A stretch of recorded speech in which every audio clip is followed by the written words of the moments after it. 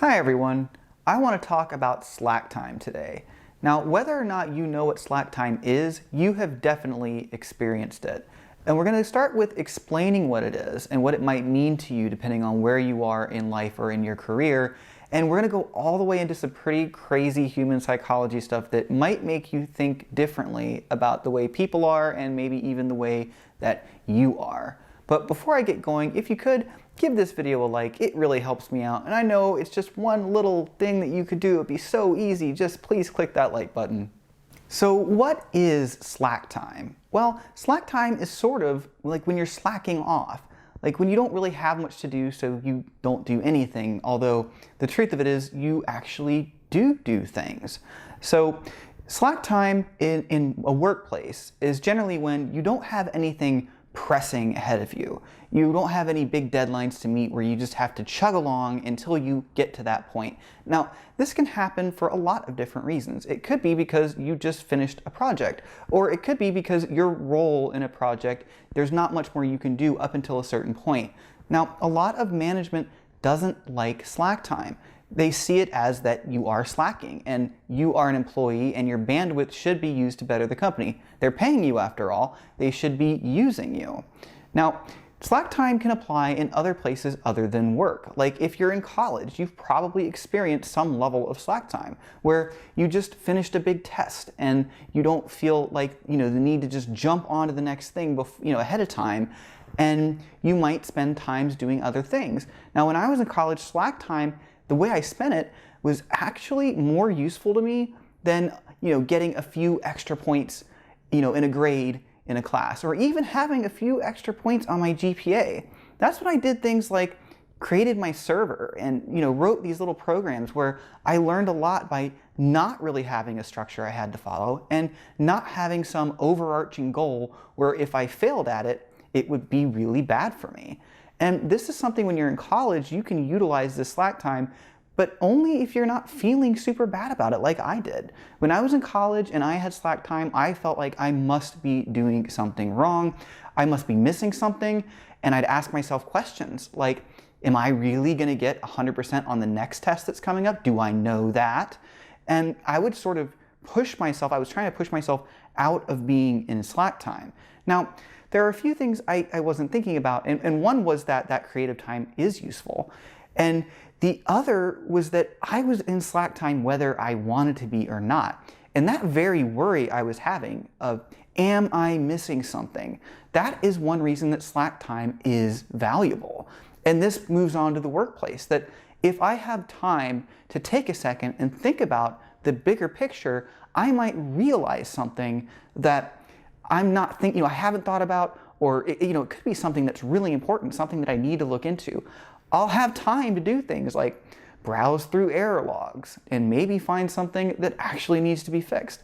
I'll have time to do things like, make documentation or at least read through it when it comes to things that I need to be familiar with.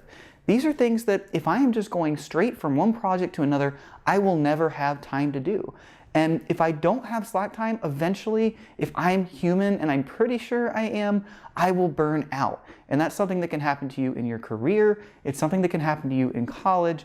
And if you think you're just, you're above that, then I guess good for you, but you might find out the hard way that that is not the case. Now, why do we kind of look down on slack time? So actually, this is why I'm doing this video, because I wrote a little research paper on this, and I have never enjoyed writing a paper so much in my life. Just going into it with my preconceived notions that I feel like slack time is bad. I'm learning about agile methodologies and being told that that is wrong, which makes me question my assumptions I've had my entire life. Now, there may be a lot of reasons that you have this assumption. One might be your parents telling you to not slack off and getting upset with you if you did. But there are many others, and I want to kind of go into that now. So you may have noticed if you're somebody who is very busy, especially very busy with things that you perceive to be important or that are, you're told are important by some sort of organization, whether that be a university or where you're working. you may notice that you start to get a bit of an ego around it. Because you are doing important things, that sort of in a way makes you important. And if you never get away from doing important things, you might have crazy thoughts like, man, I am really needed here. I'm amazing. No one else can be doing this. And if it weren't for me, I can only do this. You might start to have those thoughts. Well, I'm here to tell you that you're not as important as you think if you're there. Now, I'm not saying that you're not important. I'm saying you're not as important as you think. And you'll notice this with, families. When someone starts a new career, they will say he is starting this new professional career. He's going to be busy. It's an assumption, right? Success goes with being busy. That is something that we assume as a society. But is it really true? Well, let's talk about that. But before we do, let's go into the bad things about this mindset. The first bad thing is that it can turn you into a jerk. Have you ever seen someone cut somebody off on the road and you may have assumed that person just hates the world. They just want to be mean to people. But more likely they're thinking, I'm important, I have something important to do, I don't have time for this. And I have been busy enough for long enough where I started to get into that mentality of I have important things to do. I don't have time for this, which makes, I'm kind of excusing myself, right, to act like a jerk because there's something more important. Or maybe I even think that I'm more important. And the thing is, that is how people become the jerks that you see in most of your life. It's not that they just hate the world, although I guess those cases probably also exist. It's usually that they think they're very important and they have this kind of ego that has grown from this. We don't generally think of this or know this, that a lot of times your ego comes from this long period of being stressed out and working on things that you have been led to believe are very important. Now, let me go ahead and knock you down a peg if you're there. The thing is, if you have ever been in a situation where you either got very ill or into some kind of accident, and for whatever reason you were out of the game for a long time, you would probably have this realization that not only did the world go on without you, but your workplace went on without you. That they were able to manage, that you are not this golden key where you work and everything would fall apart without you. That's not normally the case with most people, but if you're busy all the time, you will start to believe that. I'm not telling you to go hurt yourself or get very ill, to have this realization, but it is a realization I've talked to people that have had, and it's always very eye-opening to them. And also a little bit hurtful to them. They feel like they've lost this sense of importance that they were kind of feeding on. And that's something that we tend to do when we've gotten into this mindset, is we set ourselves up to always be busy, to always be in this situation where we think there is something that is just paramount, something that must happen that you are responsible for. You'll start to think things like, if it weren't for me, or if I don't do it, no one else will. And those things generally actually aren't true. A lot of times when you're acting that way and you're specifically inserting yourself into these roles where you are important, it's actually that someone else would have had you not stood up and done it right away.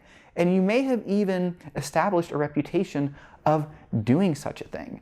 So you're kind of writing your own sentence here. You're sort of creating this for yourself. But that doesn't mean that if you weren't there, things wouldn't be okay. And the next thing to do is think about what's the worst case scenario. Let's say you were to die or something, God forbid, or win the lottery, as more optimistic people like to say, and leave, then things would, how bad could they be? Let's say you really are almost as important as you think. Well, the truth is, if you're working for a company, probably the worst thing that's going to happen is they're going to lose money in one way or another.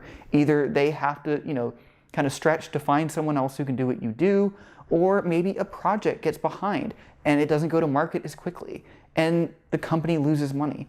Here's the thing. Companies lose money all the time. That's something that's completely normal. And the consequences of you not being around are generally not as great as you think they are. And I'm sorry if that is something that upsets you, but it's something that's also true. But an interesting thing is the discourse around this. Let's do a little role-playing exercise. Let's say you're either at work or maybe even in college, and you're in a group and you ask somebody, hey man, how's it going? And he says, I have so much to do, I almost can't keep up with it. I have been so busy for so long. So if you respond to that by saying, actually, things aren't so bad for me, I actually have some free time. How does that make you look? How do you think other people will perceive you based on that? They will sort of see you as a lazy person, right? As somebody who maybe isn't as important because you actually have time to do things. Where this guy has so much stuff to do that he just can't keep his head on straight. The assumption is that this person has the skill set or the ability or whatever it is that means they have to be busy. That is how we tend to think as people. And to make it worse, especially in a work situation, if you're to say something like, especially if you're like a more managerial type, oh, well, let's see if we can take some of that off your shoulders. That's almost insulting to a lot of people, that you're almost saying that they can't handle it. Now, this is something I have sort of seen, where I work in other workplaces, and I think it's pretty widespread, that the idea that you are busy, saying that, even though you're saying it in a way that like, oh man, this is hard, you're sort of also bragging. You're saying that, hey, look, I'm taking on a lot and I'm handling it. That makes me a good person. That makes me an important person. That makes me something that you want to have around. I can handle a lot. I can do a lot. I can handle stress. Now, that whole little thing that goes on is just not generally good. Now, don't get me wrong. If you are really that busy, it is okay to say that you are that busy. Most of the time these days, I am that busy. But it's also okay to say, hey, I've actually hit a little bit of slack time, and I've had time to catch up on some documentation or study this new thing, find this new thing that maybe we could use in the future. Now, that's kind of where I want to go from here, is why is this bad? It's bad because it hurts quality. And quality is something that should be very important to us. Now, it's bad for quality for several reasons. One is that if you are constantly in this state of busyness, you don't have the time to relax at all. You can quickly become burnt out. Now, the thing is, most people that have burnt out don't just drop out. They don't just, quit right away. They spend time where they're ineffective, sometimes a lot of time. In fact, there are definitely many people in workplaces that have been burnt out for years or more. It can be a really bad problem, and I think once you're too far into that state, it's hard to really get out of it. And burnout is something that you really do want to prevent. Now, another thing you'll see is when you're busy all the time, you don't have the time to do these little things that are not necessarily pressing, but are still very important. So an example would be documentation. For me, a lot of times I do my own documentation. If I don't do it, that could lead to a situation in the future, maybe where I'm not even around, where people have to spend gobs of time trying to figure something out that they would have had an easy answer to had I had time to write it down. Another thing is, if I have time to just go and look at the bigger picture, I might be able to find things that will actually save us a lot of time when things are pressing, that we are pressing up against this deadline, but had I had some slack time, had I had a little bit, I would have found this thing. I would have learned this thing where we could have either done a different design decision or maybe just not spent as much time troubleshooting something when everything is in the red and time is of the essence. It's easier to make decisions and think a lot of times when you are in slack time because you have more freedom to think. You're not just in this position where you have this sort of binary arbitrary goal that you have to hit, and that's all that matters. This has to happen. This product has to be released. There's pressure that we need to get this fixed. Those are not good situations to be in because they lead to a lot of bad decisions. They lead to people cutting corners. when they otherwise wouldn't have had to if they weren't being pressed. They lead to bad design decisions, to be, we need to go this direction because we don't have enough time to go a better direction. So having that slack time gives people the ability to actually have these realizations or learn these things or do these things that will make the pressing time easier on everyone. And without that, you tend to have a bunch of people that are burnt out, just being pushed towards a goal.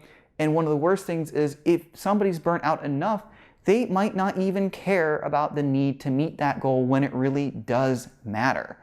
The whole idea of busyness a lot of times is also sort of one that's made up. We think we're doing all of these really important things that need to be done, but some of those things don't really need to be done, and they're not actually essential. And there are things that could have been more easily solved in a slack time.